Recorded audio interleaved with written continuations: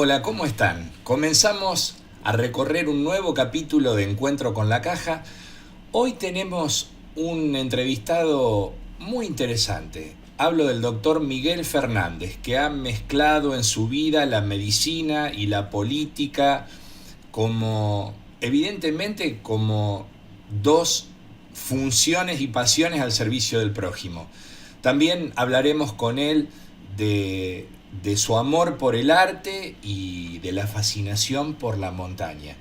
Tenemos a Charly García en el clasificado nacional, al ingeniero Eduardo Camps contándonos la historia de Bruce Dickinson, el líder de Iron Maiden. Y vamos con Betina Cucaña en su columna Perlitas Rurales a recorrer chacras de los antiguos en Santa Cruz.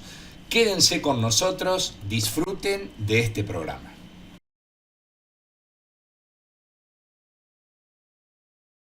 Hoy comenzaremos con una frase célebre de uno de los pensadores orientales más famoso de todos los tiempos. Me refiero a Confucio. El hombre que mueve montañas empieza apartando piedras pequeñas. Confucio nació en Lu, 551 años antes de Cristo. Lu es un estado ubicado en la actual provincia de Shandong, en China. Fue un importante pensador y educador que vivió a finales del período denominado primavera y otoño, y se le considera como el fundador de la escuela confuciana de pensamiento Rugia. Los antepasados de Confucio pertenecían a la aristocracia del estado de Song, de la que formaban parte los últimos emperadores de la dinastía Shang. Cuando Confucio era pequeño, su papá murió. Este hecho causó el progresivo deterioro de la economía familiar. Y a pesar de que durante su juventud Confucio fue muy pobre, siempre mantuvo su voluntad puesta en el estudio. Años después empezó a recorrer China dictando conferencias. Se dice que impartió sus enseñanzas a más de 3.000 discípulos, muchos de los cuales provenían de familias pobres. Así cambió gradualmente la tradición vigente en su época de permitir únicamente a los hijos de familias nobles acceder a la educación. Dedicó sus últimos años a recopilar y editar antiguos documentos, ayudando a conservar una gran cantidad de ellos. Textos como el libro de la poesía, el libro de la historia y el libro de las mutaciones son algunos de los textos bibliográficos trabajados por él. Muchas de las propuestas de este pensador conservan su valor en la actualidad. Confucio enriqueció el significado de la categoría Ren, que es el sentido de lo humano, al considerar que el hombre, para alcanzar y desarrollar ese estado, debe preocuparse por los demás y no imponer a otros lo que no quiere que otros le impongan. Enseñó además que el caballero busca la armonía, pero no la uniformidad, acentuando la importancia en las relaciones interpersonales de reconocer las diferencias entre las personas y no utilizar un único criterio estándar para juzgarlas, pues consideraba que esta actitud permitiría alcanzar la total armonía y estabilidad en la sociedad. En el plano educativo, Confucio buscaba animar a sus discípulos para que reflexionasen por sí mismos, ya que consideraba importante utilizar un criterio propio para obtener una mejor comprensión en torno a la existencia. Es también considerado una figura central en la cultura del mundo. Confucio expresó: el hombre que mueve montañas empieza apartando piedras pequeñas. Informamos que el directorio de la Caja, atendiendo al contexto actual que ha permitido una disminución sustancial en las tasas de interés posibilitando el acceso al crédito, considera oportuno ofrecer una nueva línea de préstamos personales en galenos. De esta manera, nuestra institución sigue acompañando a la comunidad médica tal como lo viene haciendo desde su creación. Podrán acceder a esta línea de préstamos afiliados activos, jubilados y pensionados. El monto máximo para activos es de 5 millones de pesos. El monto máximo para jubilados y pensionados, 2.500.000 pesos. El importe expresado en pesos se traducirá en galenos al momento de la solicitud. Devolución hasta en 48 cuotas, con una tasa de financiación anual para activos del 6% y para jubilados y pensionados del 4%. Para presentar la solicitud y acceder a los mismos, afiliados activos y jubilados pueden hacerlo a través de autogestión y los pensionados a través de la delegación. En Encuentro con la Caja recibimos al doctor Miguel Fernández. ¿Qué tal, Miguel? ¿Cómo estás? ¿Qué tal, Pablo? Muy buenas tardes. Buenas tardes. Ex intendente de Trenquelauquen, actual presidente del Comité de la Unión Cívica Radical de la provincia de Buenos Aires, pero fundamentalmente médico, tengo que decir así. Más vale. Eso toda la vida lo vas a hacer hasta el último día. Bien. Médico nefrólogo. Médico nefrólogo. Así. ¿Vos sos de Trenquelauquen? No, yo nací en Capital Federal, en el límite entre Belgrano y Núñez, a 7 cuadras de la cancha de River. Obviamente soy River platense. Bueno. Y bueno, hice todos mis estudios en Buenos Aires. La residencia, obviamente, la universidad en la UBA, en la Facultad de Medicina, después la residencia también en Buenos Aires, en el Instituto de Investigaciones Médicas, y después en el año 86 me vine a vivir a Trenquelauquen. Mirá vos, ¿ya era Barrachia intendente? Sí, no, no, el Gordo asumió como intendente en el 87, cuando terminó el periodo Arrastúa, que fue la época de la gran inundación de Trenquelauquen. En realidad, cuando nosotros nos vamos con mi esposa a vivir a Trenquelauquen, ella es médica pediatra, Trenquelauquen era una verdadera isla, estaba rodeada de agua, efectivamente. Así que me fui en un momento muy difícil, casi una locura irse a vivir cuando todo el mundo se iba. Claro. Pero bueno, las vueltas de la vida hicieron que fuera así. Bueno, y por otro lado te define como un hombre amante de los desafíos. Sí, claramente, sí, siempre fui muy emprendedor y bueno, y un poco el motivo por el cual decidimos ir a vivir a Trenquelauquen tuvo que ver con eso, ¿no? Mirá, yo me acuerdo que Trenquelauquen se disputaba en un momento con La Prida ser la primer ciudad ecológica, ¿puede ser?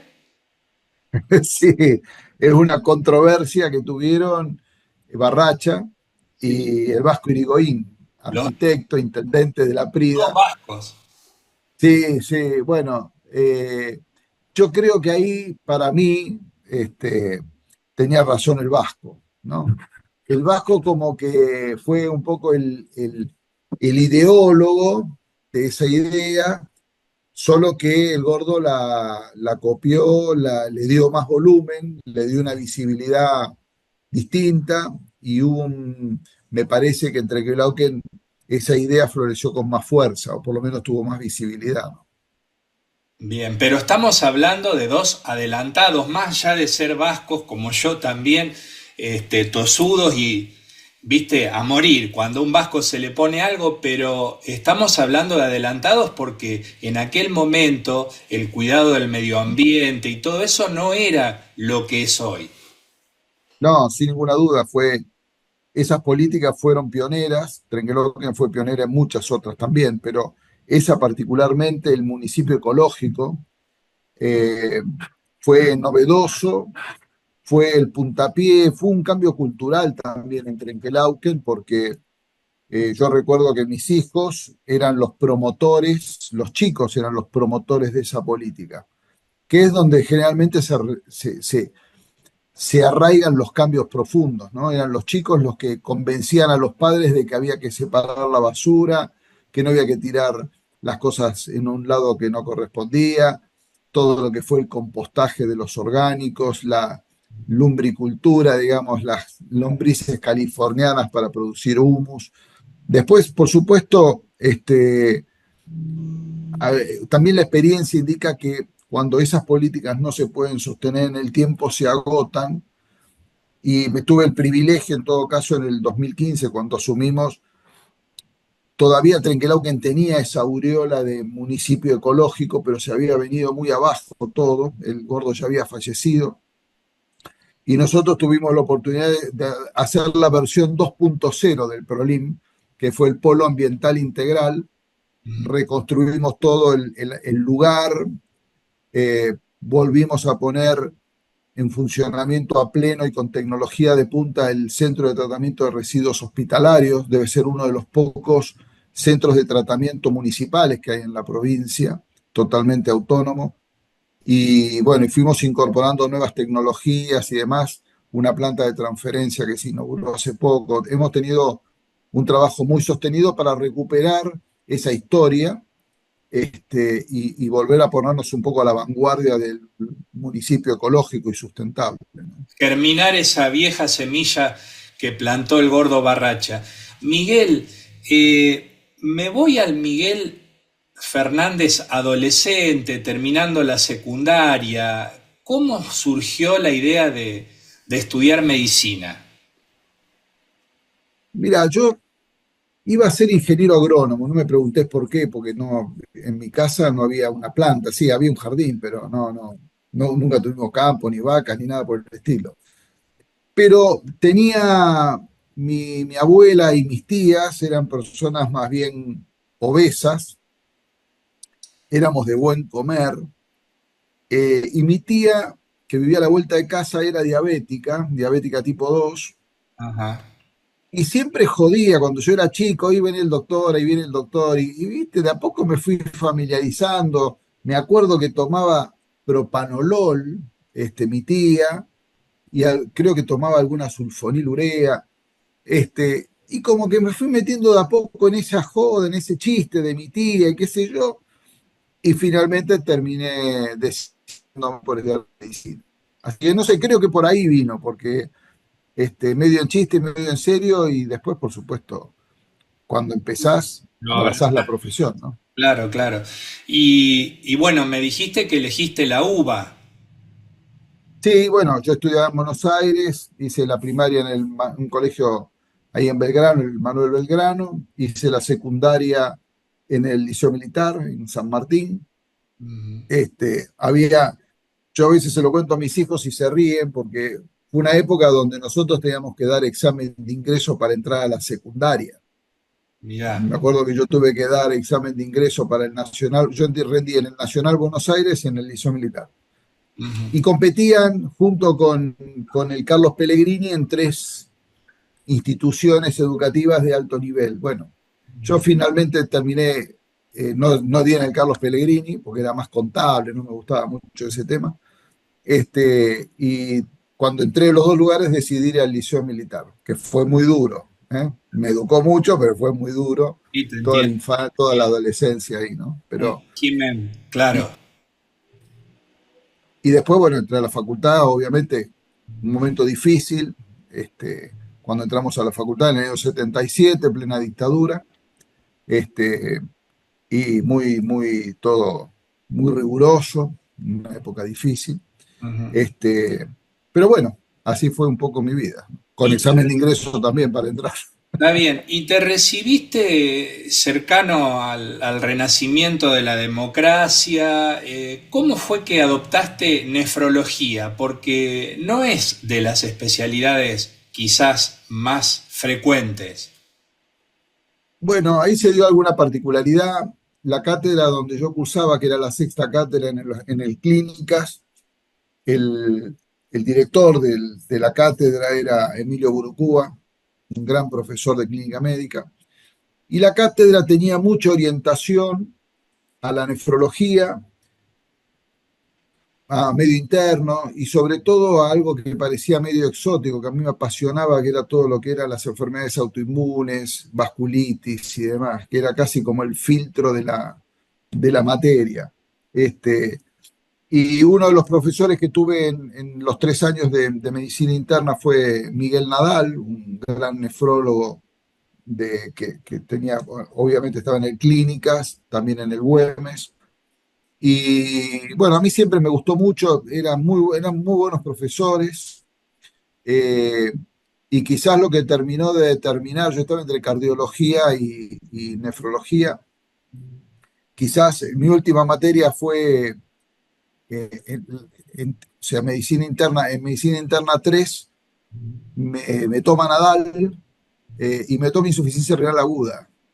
Y la verdad que la clase que habían dado de insuficiencia renal aguda es espectacular, y la verdad que me la sabía, pero de punta a punta. Terminé con 10, que no era lo habitual en mi caso, y ahí quizás fue el empujón que faltaba. Después roté por cardio cuando terminé la carrera, antes de dar los exámenes para la residencia. Estuve en el Güemes haciendo un poco de cardiología, viendo un poco, pero me terminé de definir por nefrología. Me acuerdo que incluso, aún siendo estudiante, me había comprado un libro de hemodiálisis, que era una excentricidad, Sí. el libro de Peter Drucker. Ujú. A mí siempre me gustó mucho el tema de la física, la matemática, la química, y bueno, ya encontré ahí la diálisis me gustaba, y bueno, me terminé de decidir por nefrología. Me decías que tu novia en aquel momento, hoy tu esposa, también es médica. Sí, Y, pediatra, ujú. compañera de cátedra. Mira, mira. Y la decisión de irte al interior, ¿Trenquelauquen conocías vos? Conocía porque la particularidad es que mi esposa es de Trenquelauquen, Bien. pero, aclaro, cuando a mí me convocan para irnos a vivir a Trenquelauquen, quien me llama, que era un urólogo de Trenquelauquen, cuando me llama, yo estaba de guardia en el Cucaiba, en el Incucay, perdón, Ujú. no, en el Sí, sí. Incucay, en tercer año de la residencia pasábamos por el Incucay. Me llaman y no sabían que mi esposa era de Trenquelauquen. O sea, que el llamado fue una cosa totalmente ajena a que mi esposa fuera de Trenquelauquen. Así que, bueno, fue una casualidad, ¿no? De las muchas casualidades que uno tiene en su vida, ¿no? Y que terminan determinando esto. Obviamente eso facilitó la ida. Nosotros, los residentes del Lanari en ese entonces, la mayoría terminaba la residencia y se iba a hacer un fellow afuera. Yo tenía una beca para ir a la Fundación Jiménez Díaz en Madrid, Claro. y cuando surge lo de Trenquelauquen, por eso te digo el tema de los emprendedores y demás, tenía una alternativa también para ir a vivir a Tucumán. eh, Decidí irme a vivir a Trenquelauquen. No fui a la beca, no fui a hacer el fellow, y decidí irme a vivir a Trenquelauquen. Había que poner a andar un centro de diálisis en el medio del agua, ¿no? Mirá, en medio de esa desolación producto de las inundaciones, sí, sí, te entiendo perfectamente. Llegás a Trenquelauquen, pensaste que era tu lugar en el mundo, te costó, te adaptaste rápido. ¿Cómo fue la llegada? Eh, Difícil porque no teníamos un mango, la verdad que Mm. terminamos los dos, habíamos terminado la residencia, mi esposa en el Hospital de Niños de Buenos Aires. Teníamos una hija ya, Pilar, la más grande, de los 4 que tengo. Y bueno, suponíamos que iba a ser fácil, pero la verdad es que empezamos a hacer guardias en el hospital, un hospital que no tiene nada que ver con el hospital de hoy. Este, y, y bueno, era otra forma de medicina también, ¿no? Estaban los viejos médicos de pueblo, que no les gustaba mucho que vinieran médicos jóvenes, Sí. nos miraban feo, ¿está?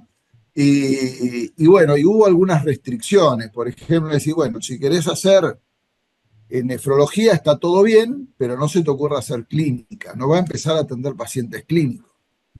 Y uno, por la formación que tuvimos en el Lanari, la realidad es que teníamos muchísima formación clínica. Claro. Nosotros convivíamos en el Lanari prácticamente entre la sala de clínica médica, la unidad de terapia intensiva, estaba el director, era Aquiles Roncoroni, o sea, manejábamos mucho medio interno, mucho respirador, muchísima patología compleja.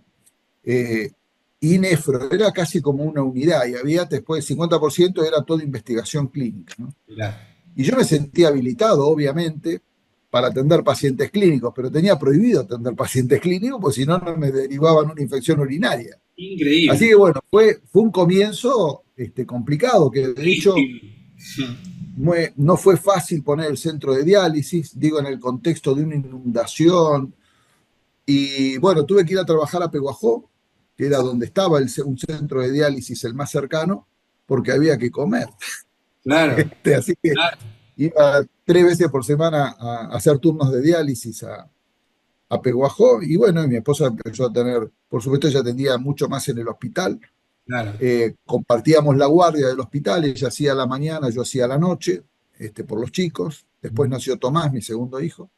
Y bueno, y fuimos ahí hasta que al año siguiente sí ya decidimos poner el centro de diálisis y eso. Bueno, hubo que poner a funcionar también la terapia intensiva de adultos, que era un requisito indispensable para poner el centro de diálisis en aquel entonces, y no había terapia intensiva funcionando, estaba montada por Barracha, por el intendente, que como era cirujano, él había montado la terapia intensiva en la clínica, pero nunca había puesto a funcionar, había comprado los monitores, las camas, era todo casi del protomedicato lo que había, ¿no? No era una terapia intensiva como la de hoy, pero la verdad que no había.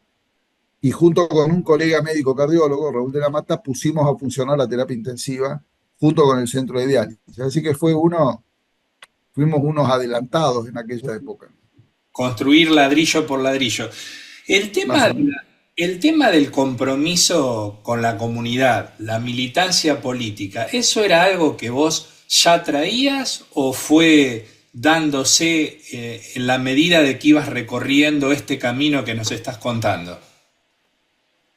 Mira, por algún motivo tiene que ver con esta historia que te conté del secundario, ¿no? Del liceo militar. Era como que teníamos, por lo menos en mi caso, mucho compromiso con el país, con la problemática del país, con la discusión de los problemas. Yo me acuerdo de adolescente, cuando estaba en la secundaria, discutir con mi viejo de política y de economía, estaba Martínez de Oz, y yo ya me acuerdo debatiendo y discutiendo, era medio jetón también en aquella época.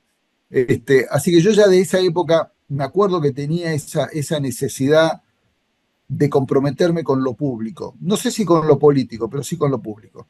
Ujú. Y en el año 82, antes de la guerra de Malvinas, yo ya había sido seducido totalmente por Raúl Alfonsín. Claro. Era una cosa que para mí era extraordinaria y empecé a militar políticamente ahí, en el radicalismo, antes de la guerra de Malvinas. Eh, y después, por supuesto, cuando se abre la participación, después de la derrota de Malvinas y empieza todo este reverdecer democrático, muy involucrado en la campaña y militando para lo que era el proyecto de Raúl Alfonsín en el 83, ¿no? Claro. Ahora, después de eso, me dediqué, estaba en plena residencia, cuando se ganan las elecciones del 83, yo ya estaba en la residencia Ujú. y me dediqué solamente a la residencia. En el ANARI era bastante intensa la residencia, no había mucho tiempo como para Claro. andar haciendo política. Así que bueno, pues para mí el objetivo era recuperar la democracia y que Alfonsín fuera presidente. Después entré en una meseta, digamos, y vuelvo a participar muy activamente en política en el 2008. Ya entré en Quelauque, ¿no? Ya más cerca de esta historia. Bien. ¿Qué hiciste? ¿Concejal primero? Sí, fui concejal. Primero el partido había perdido las elecciones en el 2007. El intendente radical de ese entonces era Juan Carlos Font y le había ganado la elección Barracha nuevamente, que había vuelto como intendente radical K en aquel entonces. Ujú. Eh, Barracha le gana las elecciones a Font y el partido estaba de capa caída en Trenquelauquen y empezó, bueno, una serie de dirigentes a convocar nuevos dirigentes, gente nueva que quisiera involucrarse en la política. Bueno, me convocaron y a mí siempre me había gustado y había participado ya, como te conté, y bueno, Sí, y sí. empecé a meterme. Y bueno, al año siguiente fui candidato a concejal, soy electo, después renuevo en el 2013 y en el 2015 me postulan como candidato a intendente y bueno, después fui 8 años de intendente hasta ahora, que Bien. ya dejé. Eh, Imagínate que en el tiempo que tenemos las preguntas que van surgiendo a partir de lo que vas contando son múltiples, pero tengo que tener también un orden y en este programa nuestros espectadores saben que a veces hablamos de algunas pasiones que no son las más conocidas o las que definen a un médico. Y en el caso tuyo hay dos cuestiones muy fuertes que te marcan, que son el arte y la montaña. ¿Vos me podés explicar por qué? Bueno, el arte, porque de chico en mi casa siempre hubo mucho arte dando vuelta. Mis viejos eran clase media, mi mamá era ama de casa, mi papá eh, trabajaba en una empresa, trabajó siempre en empresas de navegación, era un hacedor también, un self-made man, un tipo hecho por sí solo, no era universitario, eh, y, pero era un tipo que, guita que tenía, compraba obras de arte, o pintura sobre todo, música, obviamente era la época del vinilo, ópera, muchos libros de arte, muy buena biblioteca, y bueno, uno vivió en ese contexto, ¿no? Claro, claro. Y yo a veces me pregunto, cuando ya de más grande empecé a familiarizarme más con los museos, cuando uno viaja y demás, y digo, pero esto yo ya lo escuché, esto yo ya lo vi, este artista, un Velázquez, yo ya lo conozco, o sea, digamos, como que hay algo en algún momento que yo fui incorporando todo eso como natural, pero que no tenía acceso a lo físico, a la verla, a la obra, o nunca me imaginé viajar. Para mi época, cuando era chico, viajar al exterior era cosa de ricos, ¿no?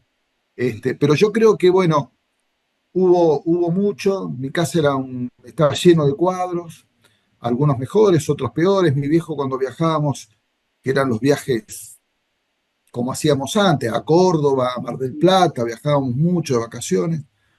Mi viejo siempre iba y se contactaba con artistas locales y compraba pintura y se hacía amigos, era amigo de Ernesto Sábato, por ejemplo. Pero mira vos, Este, sí, y bueno, calculo que lo mamé ahí y después siempre, para mí el arte, entender el arte tuvo que ver mucho con algo que tiene que ver con la política, que es entender la historia.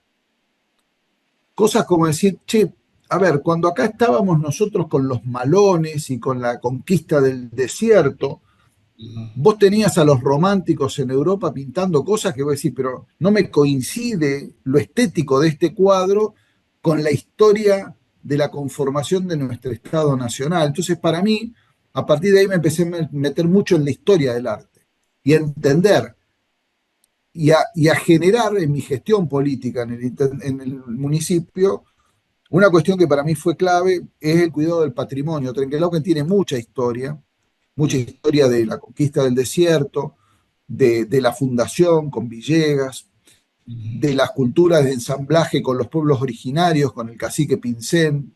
claro, te iba a Y decir, conquista del desierto, ¿te llevas bien con ese término? sí, no, con la conquista del desierto no, pero Trenquelauquen tiene una particularidad que fue su fundación, fue fundamentalmente o generalmente no cruenta. Hubo un respeto muy fuerte entre la cultura de los pueblos originarios con el cacique Pincén fundamentalmente y con el general Villegas, que era Conrado, era coronel en aquel Sí, entonces. sí. Y la fundación no fue sangrienta, quizás fue distinto a la segunda etapa de la conquista con Roca. Siempre hay que analizar la historia en el contexto, ¿no? Sí, sí, sí, por supuesto. Y por eso que el cuidado del patrimonio para nosotros fue muy importante y tuvimos muchas acciones, como que Trenquelauquen hoy tiene 7 museos, para una ciudad de 50.000 habitantes, tener 7 museos es algo heavy, ¿no? Sí, sí, sí, por Eh, supuesto. y en esa historia tiene que ver también mucho, Trenquelauquen hoy es la capital provincial del arte mural, hay un museo de arte mural que es el de Rodolfo Campodónico, que Sí, pintó en 28 murales la historia de la provincia de Buenos Aires y tiene un hermoso. museo dedicado a eso. Sí, sí.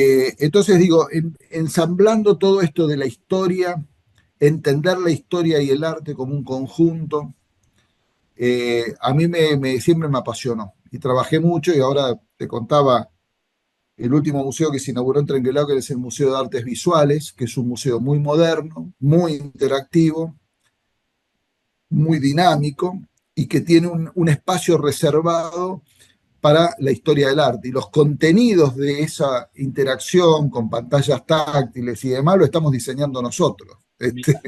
Hermoso. Eh, sí, Miguel, no, por eso. y te pregunto, por ahí es muy íntimo lo que te voy a preguntar, pero ¿frente a qué obra te emocionaste? Porque aquel que admira el arte y que hemos tenido la posibilidad por ahí de ver algo, hay un lugar, un día, un sitio, una obra, algo que verdaderamente te conmueve. ¿Te pasó eso alguna vez? Sí, varias veces. Bueno, la primera obra que me conmovió no fue estética, sino fue un golpe en el Louvre, sacando una foto a la Victoria de Samotracia, que es una escultura que está en una escalera. Y la Le conozco y me calculé mal un encanta, escalón y me pegó un golpazo, que esa no fue una experiencia artística, sino una experiencia traumática. pero no te la Me salté olvidaste un más. Sí, escalón, no, no, sí, pero la sí. cámara de fotos se mantuvo en orden. Bien. Este, no, particularmente hay algunas obras que, viste, bueno, no es para elegir una. A mí una obra que me impactó, que no, para la mayoría de la gente la pasaría desapercibido, es una obra de Gustave Caillebotte que está en el Instituto de Arte de Chicago. Es una obra que tiene una perspectiva, tiene una geometría muy interesante, en una esquina tipo el Flatiron en Nueva York, una esquina, viste, medio triangular. No sé, me despierta cosas, ese París gris, lluvioso, eh, medio romanticón, viste. Bueno, no sé, ese cuadro a mí particularmente es un cuadro grande. Eh, me gusta mucho la obra de Van Gogh por todo lo que significó la vida de Van Gogh y toda su cuestión personal. Este, pero no te podría decir, a mí me conmueve el arte. En realidad, hay obras que te conmueven, otras que, viste, te dices, son famosas y no me mueven el amperímetro, y otras que para la gente no. Una obra de Berni, por ejemplo, me parece, de Pío Colabadino, a quien, bueno, este, hay tipos que a mí me mueven, ¿viste? Pero es muy personal, ¿no? Pero mirá vos qué coincidencia, porque el otro día alguien charlando con una amiga me dice la Gioconda y yo le dije la Victoria de Samotracia también. Ah, Te mira, lo cuento porque es la verdad. Y esto no estaba en los planes. no, Y hay tipos que te mueven, ¿viste? Que no sabés por qué yo. Hay cuadros de Magritte, por ejemplo, que, ¿viste? Bueno, y un tipo que me parece extraordinario, que de hecho le estoy a la curadora del museo este que te contaba, como tiene mucho de interacción, mucho audiovisual, un tipo que a mí me parece extraordinario, que es del realismo americano, que es Edward Hopper. Tiene la verdad que es fantástica la obra de Hopper. Y bueno, quiero hacer hay mucho documental bueno en YouTube, así que bueno, quiero que parte de esa nueva muestra que se va cambiando cada 3 meses tenga mucho que ver con la obra de Edward Hopper. bien. Y para ir finalizando, la montaña, ¿por qué? ¿Qué te cautiva de ese relieve? ¿Qué te produce esa geografía? Bueno, primero que yo tengo casa en Bariloche, que me la hice, siempre digo, hago el mismo chiste, me la hice cuando era médico, no cuando era político. Y tiene que ver cuando terminó si este reportaje le escucha a mi mujer, va a decir otra vez contando lo mismo, pero como, bueno, Lo editamos para ella, lo editamos para ella. bueno, claro, le voy a decir que no lo escuche. Cuando terminamos la primaria, en ese colegio marista, de curas maristas en Buenos Aires, tenían un campamento muy lindo sobre el lago Moreno en Bariloche, y obviamente terminó el año y fuimos en verano a Bariloche. Y yo quedé marcado por eso. Cada vez que salía de la carpa, dormíamos en carpa, tenía el Cerro Goye, el Bellavista y el López, y yo me quedé impactado con esa imagen del lago, las montañas, lo helado del agua, las locuras que uno hace de chico. Yo me acuerdo que, digo, teníamos venido todos presos, le afanamos el bote a los curas y nos fuimos remando en el lago El Guapí, teníamos 11 años. Uno irresponsable total, sin chaleco salvavidas, ¿viste? Bueno, cosa de chicos, pero y yo me quedé impactado con eso. Y siempre me quedó, digo, yo quiero ver esto. Bueno, y me quedó como la idea de la montaña, ¿no? Por eso es que compramos un terreno y hicimos la casa. Y es nuestro lugar familiar, digamos, donde mis hijos aprendieron a esquiar, a escalar, a vivir, digamos, esta experiencia de la montaña, a caminar en la montaña.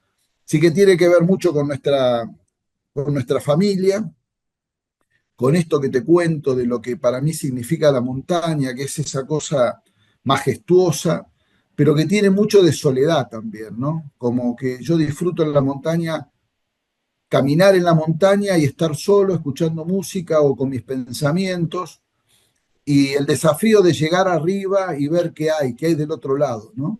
Sí, sí, Este, y por eso que la montaña me gusta esquiar, me gusta hacer trekking, no escalo en roca, no me animé nunca, y, pero tiene eso, para mí es mágica la montaña, el lago, este, y me conecta conmigo, ¿no? bien.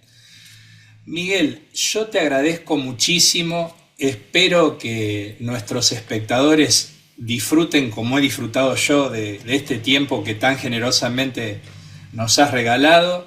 Y los últimos instantes son para que vos agregues lo que quieras. Bueno, yo la verdad que me ha tocado eh, desarrollar una actividad política. Alguna vez encontré un sentido a ser médico y político. Creo que por el paso de la gestión he tenido la oportunidad de contribuir a mejorar muchas cuestiones de la salud pública en mi ciudad.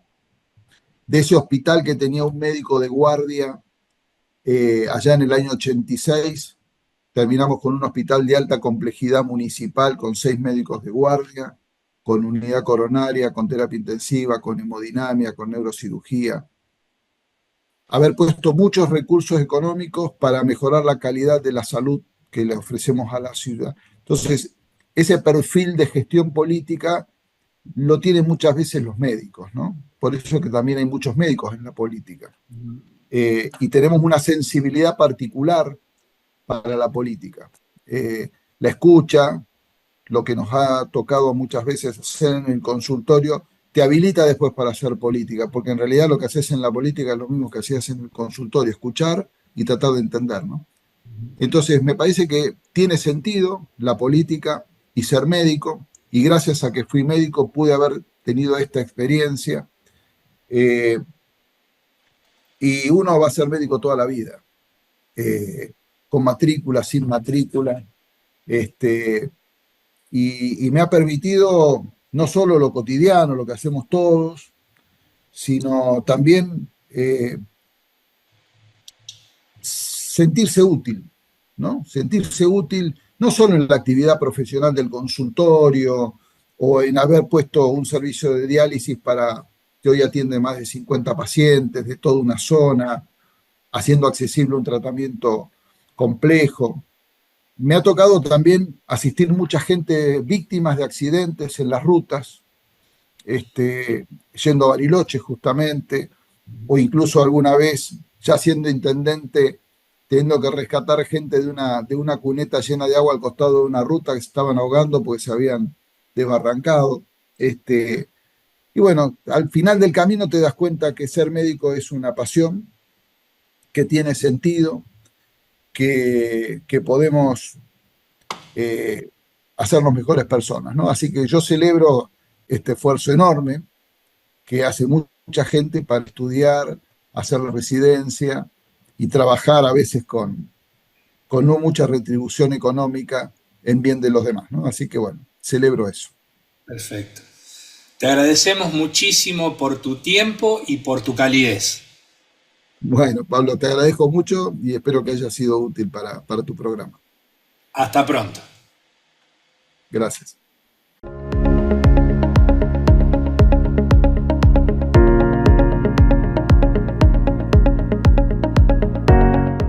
Me había olvidado de recomendarles la nueva aplicación de la Caja de Previsión y Seguro Médico de la provincia de Buenos Aires. Entrando al Play Store en su celular pueden descargarla y tener información actualizada, detalles de boletas, aportes. Ustedes investiguen, pero desde aquí lo podemos recomendar. La nueva aplicación de la Caja de Previsión y Seguro Médico, muy sencilla de instalar y puede ser útil no solamente para los afiliados activos, sino también para los beneficiarios, para nuestros amigos jubilados. Ténganlo en cuenta. Estos son los clasificados de Encuentro con la Caja. Rubro nacional. Y hoy en este clasificado del rubro nacional nos encontramos a Charly García, Nos siguen pegando abajo. Ella es menor, eres normal, y lo que están haciendo es un pecado mortal. Clics Modernos es el segundo álbum de estudio solista de Charly García, lanzado el 5 de noviembre de 1983. Considerado por la edición argentina de la revista Rolling Stone como el segundo mejor disco de la historia del rock argentino y por la revista estadounidense Al Borde como el tercero entre los 250 mejores de la historia del rock iberoamericano. El disco fue presentado en diciembre de 1983 en varias funciones en el estadio Luna Park. No fue bien recibido por el público porque incluía algo que ocurría por primera vez en Argentina, temas considerados bailables. El episodio que más daría que hablar durante la gira sucedió durante un recital en la ciudad de Córdoba, donde parte del público comenzó a cantar en contra de Charly, a lo que él respondió bajándose los pantalones y exhibiendo sus genitales. El disco fue grabado y mezclado en Nueva York y todos los temas fueron compuestos por Charly García y contiene varias de las canciones más importantes de su carrera, como por ejemplo Los Dinosaurios, Los cantores de radio pueden desaparecer. referida a los desaparecidos por la última dictadura cívico-militar en Argentina, No me dejan salir, Estoy verde, no me dejan salir. y Nos siguen pegando abajo, que es la canción que hemos clasificado hoy en Encuentro con la Caja.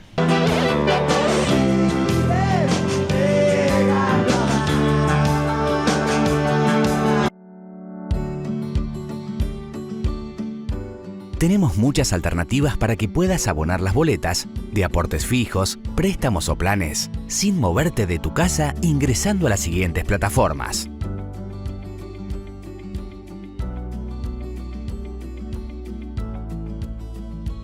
A través de las siguientes aplicaciones. Adhiriendo los servicios al débito automático a través de tus tarjetas de crédito. A través de débito automático de tu caja de ahorro o cuenta corriente. Tené en cuenta que si la boleta que vas a abonar se encuentra vencida, deberás generar una nueva a través de autogestión. Además, los aportes particulares de los incisos D, E y F pueden abonarse mediante cajeros automáticos de la red Link, a través de las siguientes alternativas. Sin moverte de tu casa, a través de las siguientes aplicaciones. Recordá que los aportes fijos, aportes particulares, préstamos y planes pueden abonarse con tu boleta de pago no vencida en cualquier sucursal de los siguientes lugares.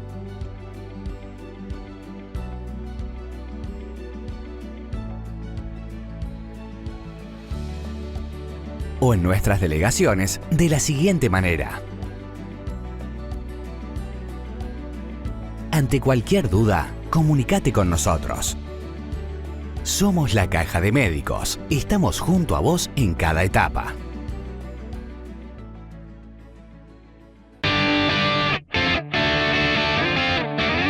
Medicina y rock. no son cosas tan diferentes. Es más, el rock puede ser tu medicina. En Encuentro con la Caja, historias de rock, con el ingeniero Eduardo Camps. Recibimos con alegría, con afecto, a nuestro columnista especialista en rock, el ingeniero Eduardo Camps. Hola Eduardo, ¿cómo estás? ¿Qué tal, Pablo? Buen día, ¿cómo estás? ¿Cómo están todos? Bien, Nosotros bien, muy bien acá.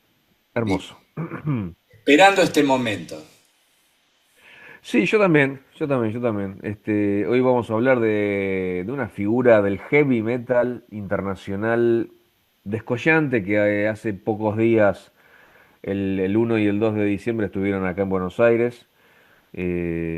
Vamos a hablar de Bruce Dickinson, cantante de Iron Maiden. Mirá vos, ¿eh? Personaje interesante si los hay, realmente. Peso pesado del género.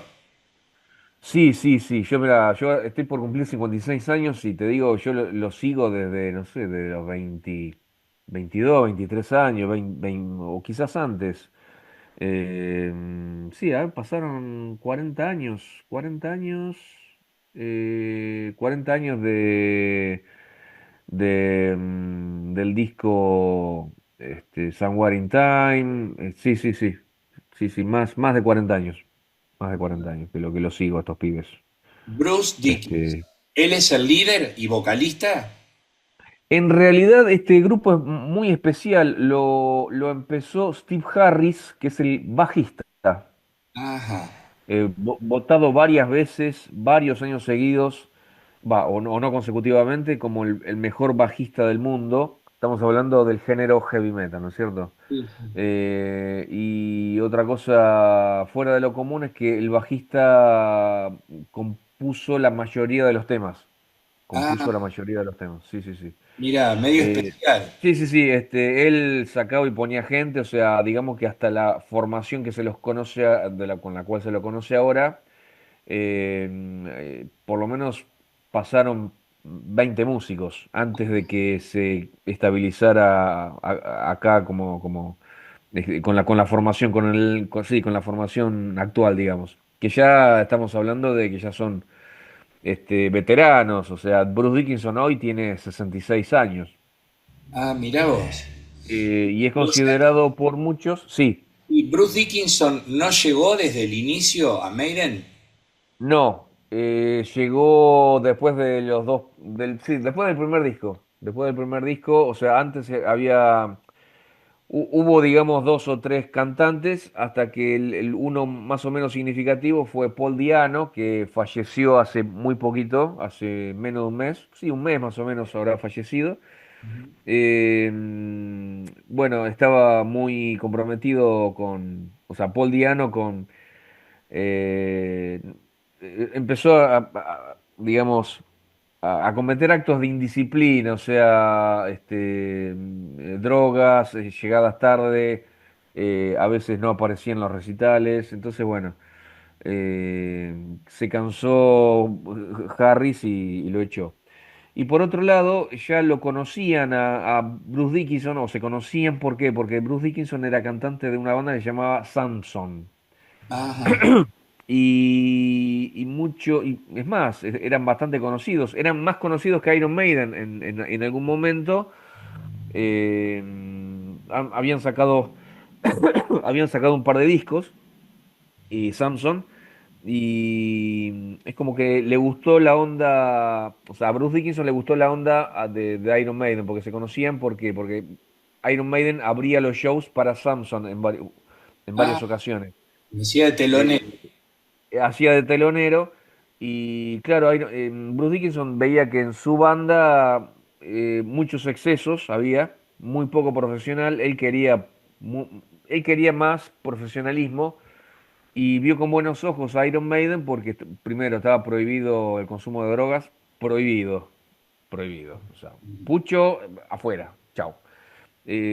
Los excesos de todo tipo, o sea, los tipos querían llegar a la cima Eh, y lo han logrado de una forma increíble y con mucho esfuerzo. Iron Maiden es una banda que me gusta mucho, pero por ese lado, es decir, hay un montón o sea, hay discos enteros que no me gustan de Iron Maiden y hay discos enteros que amo, pero lo básico es que ellos salían de trabajar, cuando eran chicos salían de trabajar, los viernes, por ejemplo, agarraban el camión, un camioncito verde, y se iban por toda Inglaterra.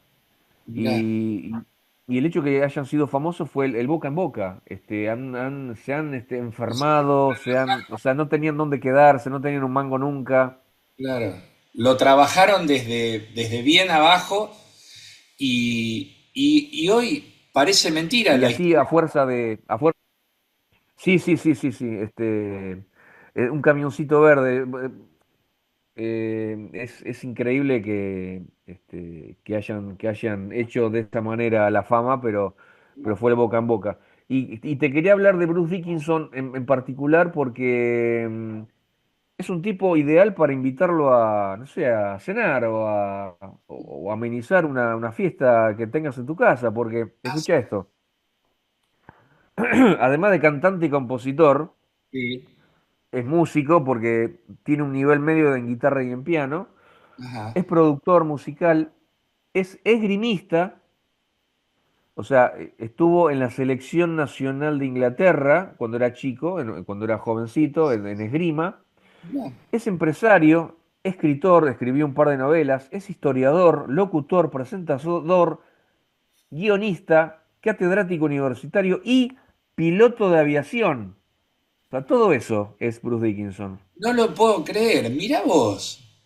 Es impresionante la carrera de Bruce Dickinson. Pero mirá vos. Obviamente todos lo conocemos por ser el cantante de Iron Maiden, Claro, pero pero no me imaginé jamás, si vos me decías, el cantante de Iron Maiden, que tenga este currículum, la verdad que me no, dejás no, no, helado.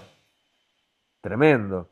Pero aparte yo anoche me estaba poniendo a leer cosas que, por ejemplo, en una gira, en la gira del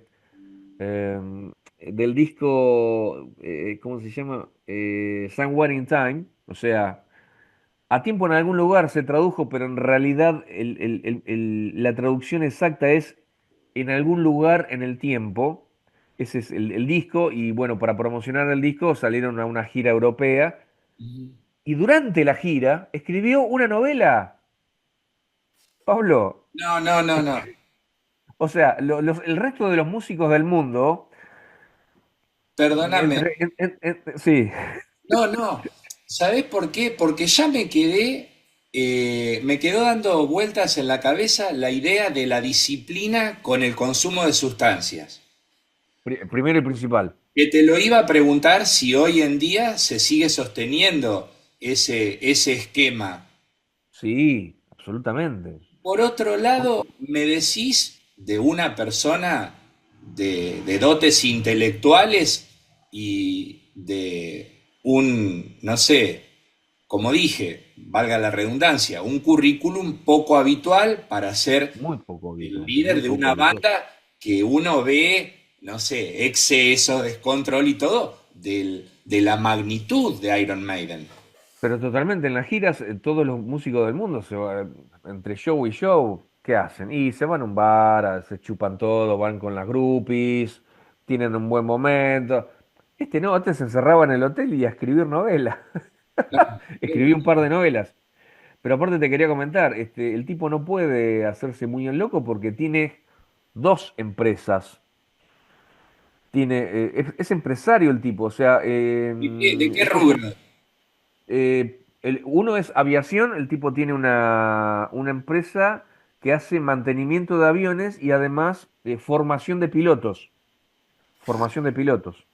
Mirá, O sea, él es piloto. Y es más, hasta hace 3 4 años, él piloteaba el avión, el Air Force One, que es el avión que transporta a todo el staff de Iron Maiden, con todos los equipos y absolutamente todo, los plomos, todo. Pilotaba él. el camioncito verde Se transformó en un avión. Es tremendo. Sí, hasta hace 3 años, 4 años, él dijo, bueno, basta, ya tengo 62, 63, listo, voy en la parte de atrás, no quiero pilotar más, es una responsabilidad. Pero hasta hace poquitos años, él era el piloto oficial del avión que transportaba Iron Maiden. Y la otra empresa que se dedica junto con porque claro, entre las 4 y las 5 de la mañana no sabía bien qué hacer, entonces se puso una empresa, eh, con los compañeros de Iron Maiden, y se pusieron una cerveza. Una Ah, cerveza que se llama Trooper, que es el soldado, que es uno de los más grandes éxitos, un tema que es uno de los más grandes éxitos de Iron Maiden, ¿no? The ah, Trooper, claro. que es una de mis canciones favoritas.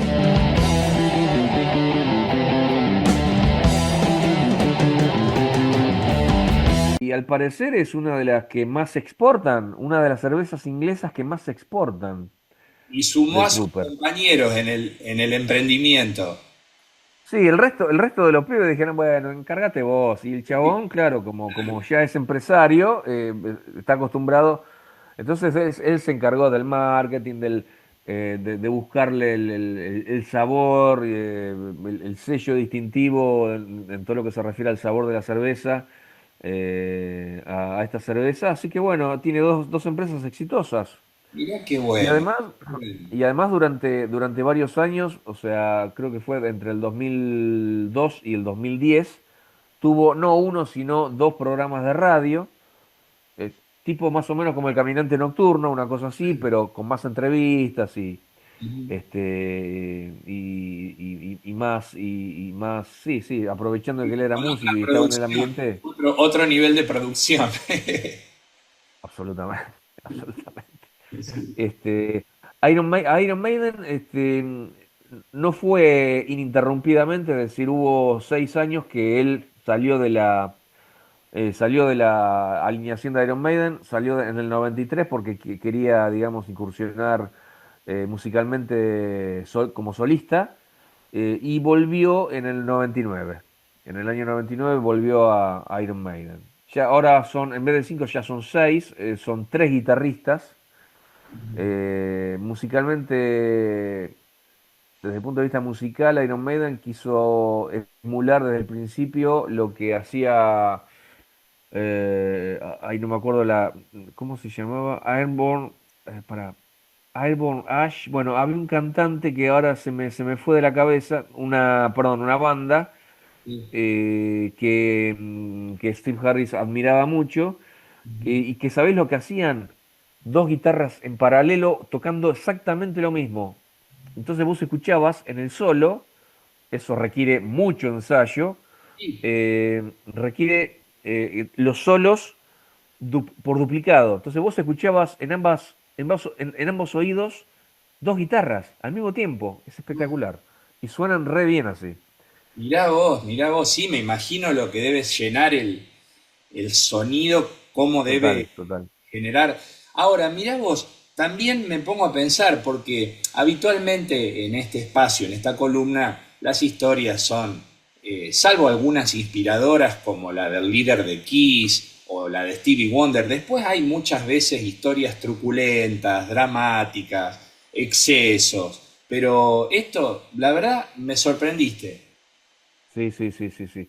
Sí, aparte, bueno, los dos shows que dieron el 1 de diciembre del 24 en Huracán y el 2 de diciembre al día siguiente en el Movistar Arena en Capital, impecables. O sea, las críticas son increíbles. O sea, el tipo no es que, bueno, vengo cansado, bueno, Y bueno, canto más o menos. O sea, el tipo da lo máximo, sí, sí, sí, da lo máximo de sí en cada actividad que emprende. Déjame contarte otra cosita. El tipo es historiador también, Bruce Dickinson. ajá. Y eso lo llevó a componer varios temas históricos.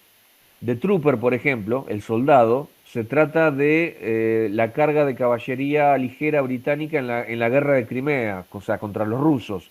en el año 1854. Cuenta la historia de un soldado inglés que se enfrenta a los rusos, a la caballería rusa que se le viene, y describe, es impresionante, es lo más heavy metal que vas a escuchar en tu vida, además está súper bueno el tema, describe cómo muere en la batalla él. O sea, yo disparo, vos me matarás, pero yo también te mataré, y caigo, y mirando el cielo, cierro los ojos y voy muriendo. Una cosa espectacular. Mirá, lo cuento y se me pone la piel de gallina, Pablo. Será de Dios. Pero claro, pero vos porque te gusta el género y todo, a mí me conmueve lo que estás diciendo. No, es tremendo. Bueno, los otros temas históricos es, por ejemplo, el tema Run to the Hills, Corre hacia las colinas, que describe la conquista de los indígenas americanos por los ingleses. Estamos hablando del siglo XIX, ¿no?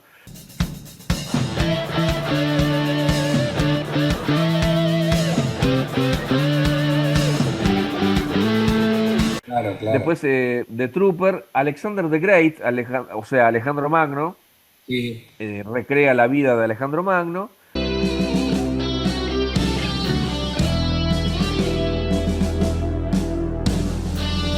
Y hay otro tema famoso que es Aces Height, que es Bien a punto, traducido como Bien a punto, que es la historia de un piloto en la Segunda Guerra Mundial, durante el bombardeo alemán en 1940 de Londres, ¿no?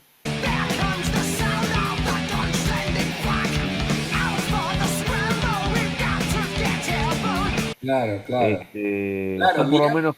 Qué bueno, Eduardo, me está encantando este espacio.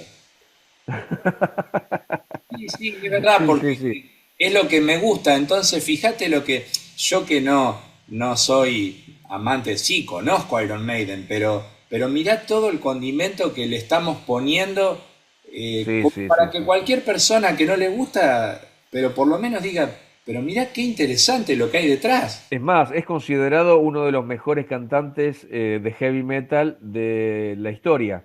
Atento. Hay muchos que no les gusta, pero bueno, definitivamente es considerado por muchos expertos de canto y medios y público en general como uno de los mejores cantantes en la historia de este género, ¿no? Mirá vos. Así que, La verdad, impresionante. Le sacamos el sombrero a sí. Bruce Dickinson. Bruce, sí. No, la verdad me sorprendió y me haces dar ganas, terminando el programa, por supuesto, de ir a buscar y ver esas canciones y la Sí, verdad sí. que es muy Bueno, y magnético. quizás vos y también alguno de tus oyentes podría pensar en este momento, bueno, pero si hace charlas y tiene una vida tan interesante y tuvo una vida tan interesante, eh, debe ya haber escrito su autobiografía. Bueno, la escribió. Y se publicó en el año 2017, hace pocos años, con un curioso título llamado What Does This Button Do? ¿Qué hace este botón? Así se llama su autobiografía. Ah, mirá qué bueno. Que Bueno, te da ganas de salir a comprarla, ¿eh? Y sí, leerla. la verdad que me generó eso. Desde el primer momento me sorprendió el bagaje de disciplinas. No, la verdad, muy buena la columna de hoy, Eduardo. Y además el heavy metal es un género que hace que el músico se exija más, o sea, exige al músico para tocar mejor, más rápido, o sea, es muy Claro, exigente ese género. te entiendo. Por eso también me atrae bastante el género. Así que Perfecto. bueno, esto ha sido Bruce Dickinson. Notable historia, Bruce Dickinson retratado, pincelada tras pincelada por Eduardo Camps, el ingeniero Eduardo Camps. Un placer verdadero tenerte con nosotros, Edu. El placer es todo mío, Pablo, gracias. Que estés muy bien. Igualmente, nos vemos. Hasta pronto. Desde la Caja de Médicos y Encuentro con la Caja, agradecemos a todos nuestros entrevistados por compartir con nosotros sus historias. porque la mayoría de ellos encuentra en esta propuesta un cálido canal de comunicación. A su vez, ellos nos hacen llegar sus comentarios, refuerzan este nuevo vínculo y fortalecen este espacio de reconocimiento y difusión cultural. Este ida y vuelta nos llena de energía y nos compromete a generar nuevas ideas para cada encuentro.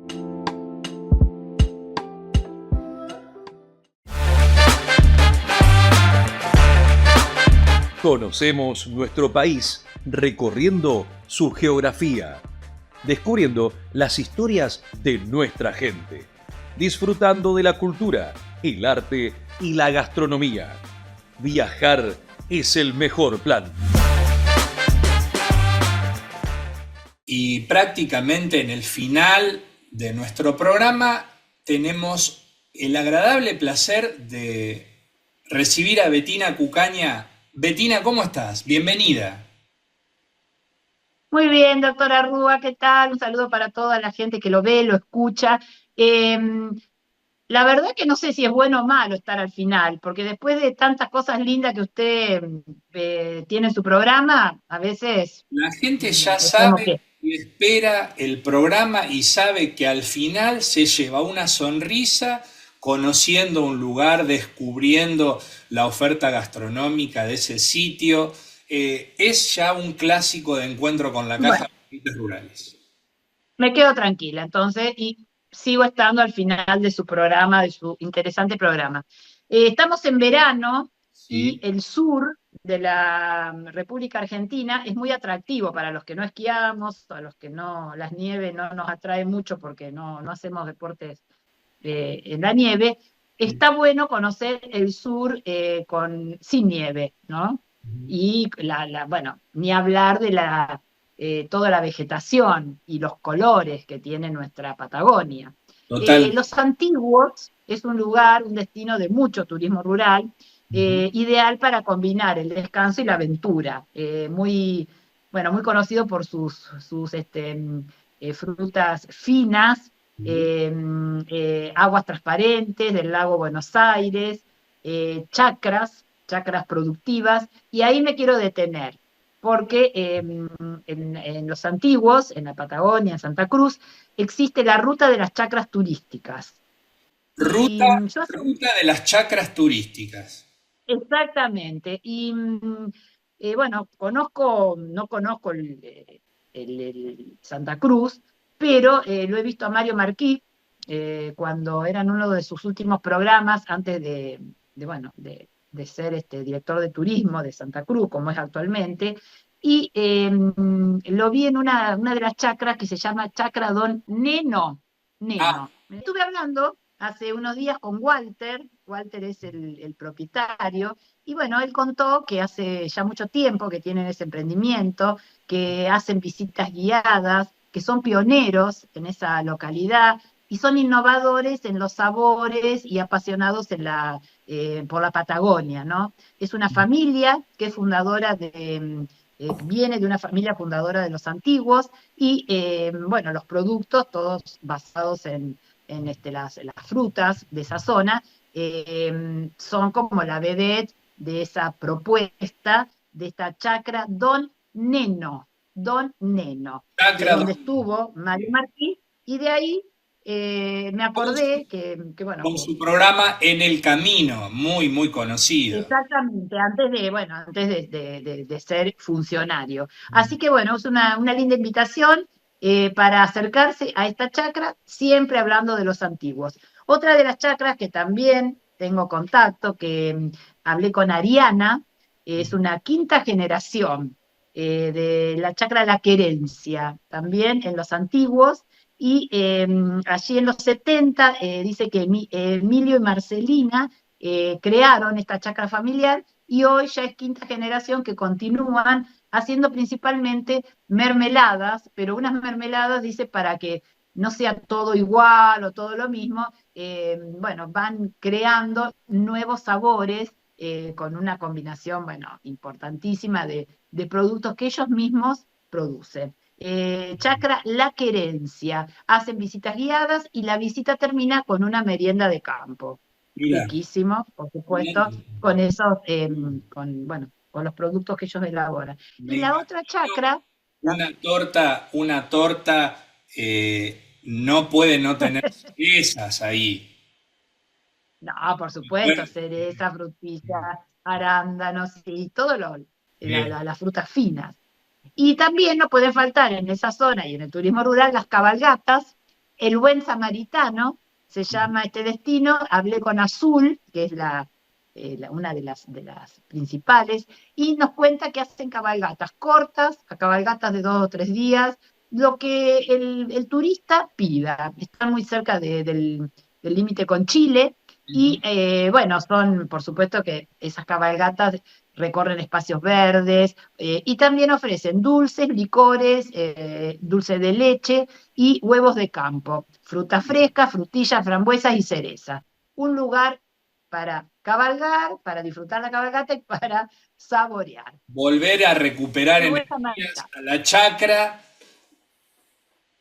me parece muy bueno. Exactamente. Todo esto en los antiguos, que además, bueno, son, a ver, paisajes, la verdad, patagónicos maravillosos.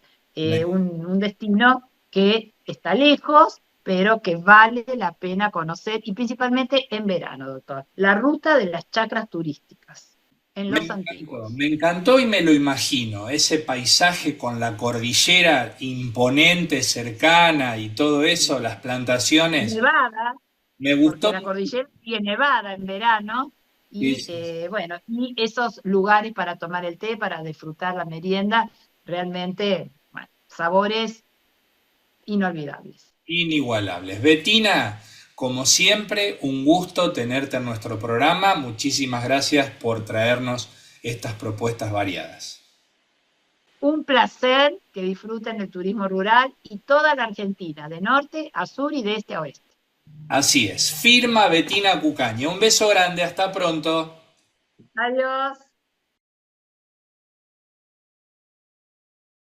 Y así hemos llegado al final de un nuevo capítulo de Encuentro con la Caja. Sigan dejándonos sus comentarios, sus likes y si pueden suscríbanse. Así hacemos que esta comunidad sea cada día más grande. Nos reencontramos hasta ese momento, que estén muy pero muy bien. Hasta pronto. Gracias por elegirnos. Suscríbete a nuestro canal de YouTube. Déjanos tus comentarios. Encuentro con la Caja, el programa de la Caja de Previsión y Seguro Médico de la provincia de Buenos Aires.